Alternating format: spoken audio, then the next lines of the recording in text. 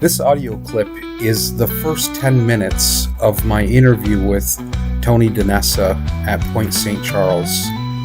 Tony and I talk about how he got into the business and when tattooing was first banned in New York City. So it's Tony Danessa, Montreal. So how did you get into tattooing, Tony?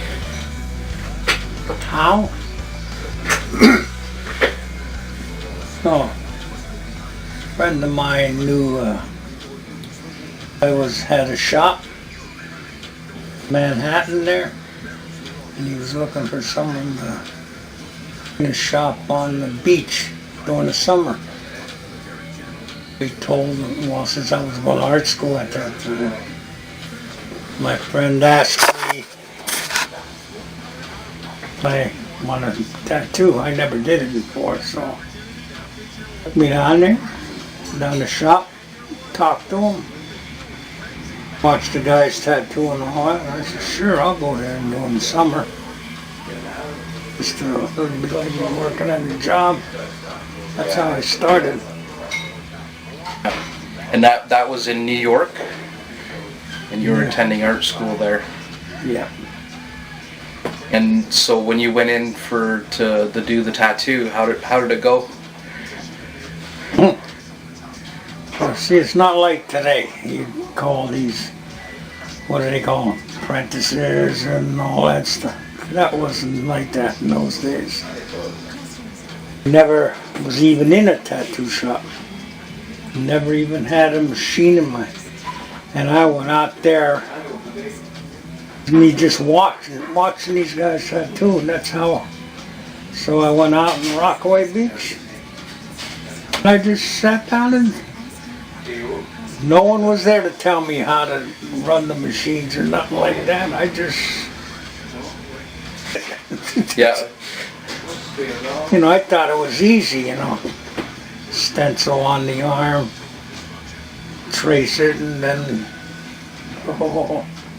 no, it didn't go that way. No, I remember that first day I had blisters on because that machine was heavy in those days. It took me a while. Say within a month's time I got the hang of it. That's how I learned. There wasn't no like apprentices and stuff like that. I don't think half of these guys would be able to use the stencils they did in those days. The acetate stencils? Yeah. How many times did I put that on and then erase off? If I didn't know how to draw in the first place, I've been screwed. Because as you're going up, you're erasing it right off. Yeah. And that's how I did it. You were coming into tattooing with art skills were during a time when there wasn't many like real artists in the trade. No, very few real artists. Didn't know any that could draw hearts and stuff. You couldn't. It's no big deal. In those days, the stuff was not complicated, Hearts, things like that, crosses and stuff. I bet you I'm the only one that's got a picture of the first guy I ever tattooed. Hanging on that wall out there. Yeah. That was the first guy I ever tattooed. Yeah, I saved a picture of the first tattoo I ever did on a guy.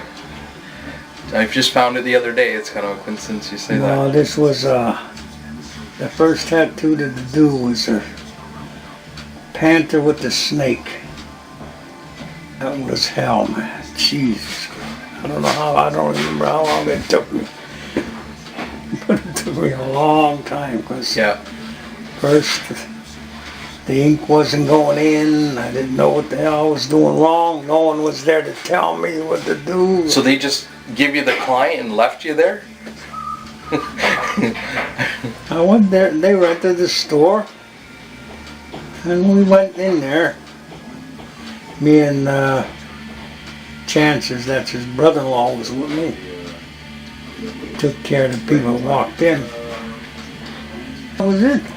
No one told me what to do. I was just going by what I was watching them do in New York, you know, in their shop. I knew certain things, I remember, but that was it. Yeah. I'm sure it took a lot of balls to just take the machine and with no training and just go to it. Well, I seen them. They pick up the machine, dip it in the ink, and they trace the line. So I said, what the heck, you know? It's just like you were doing with a pencil. Yeah. No one told me that damn machine, how heavy it was, you know, how hard it was to maneuver.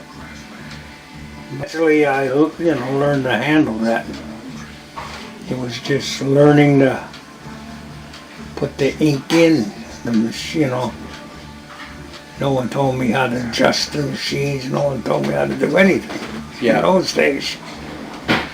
Now, do you recall what year that was that you did your first tattoo? 59, 58. Okay. It was summer of 58. Yeah. How long did you end up staying at Chance's Tattoo?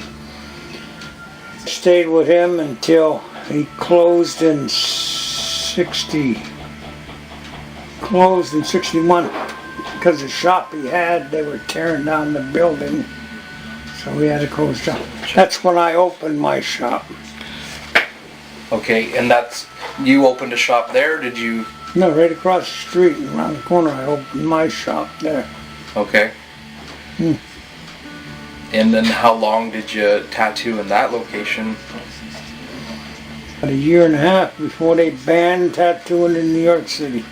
Now when they banned tattooing, like, that must have been, I couldn't imagine them banning tattooing in my area, like what that would have meant to you.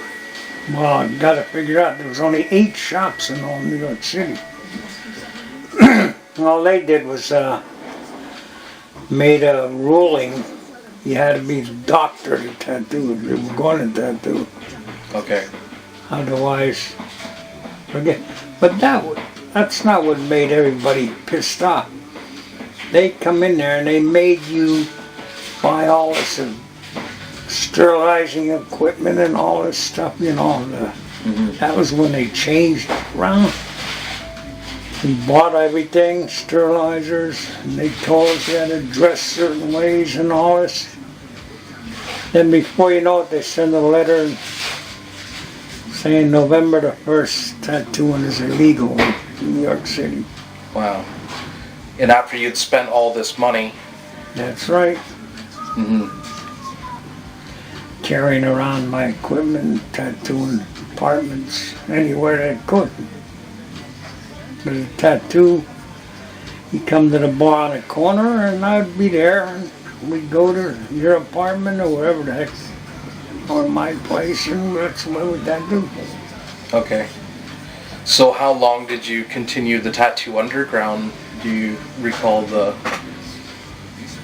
Since in New York until I moved up here, 74. When they closed the shops, I didn't actually close the shop. I mean, I closed the shop for tattooing, but I stayed open.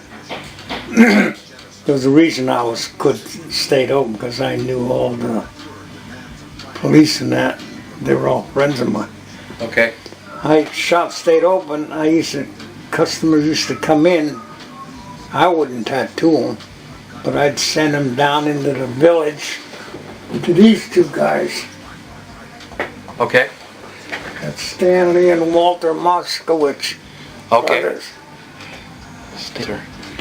They were tattooing out of an apartment down in the village. Yeah. And that's how that went on for a while. Then stopped tattooing there because they opened up a shop in Long Island. Up at Nassau here. So they stopped there, and that's when I stopped. That's how I stopped in New York. I got a summons. I had that shop open a year after I was supposed to close. And they give me a summons. Okay. The court, and that was wiped out. That was, the judge even laughed when they said what I was in there for. Sure, yeah. But that's when I started carrying around my equipment and that.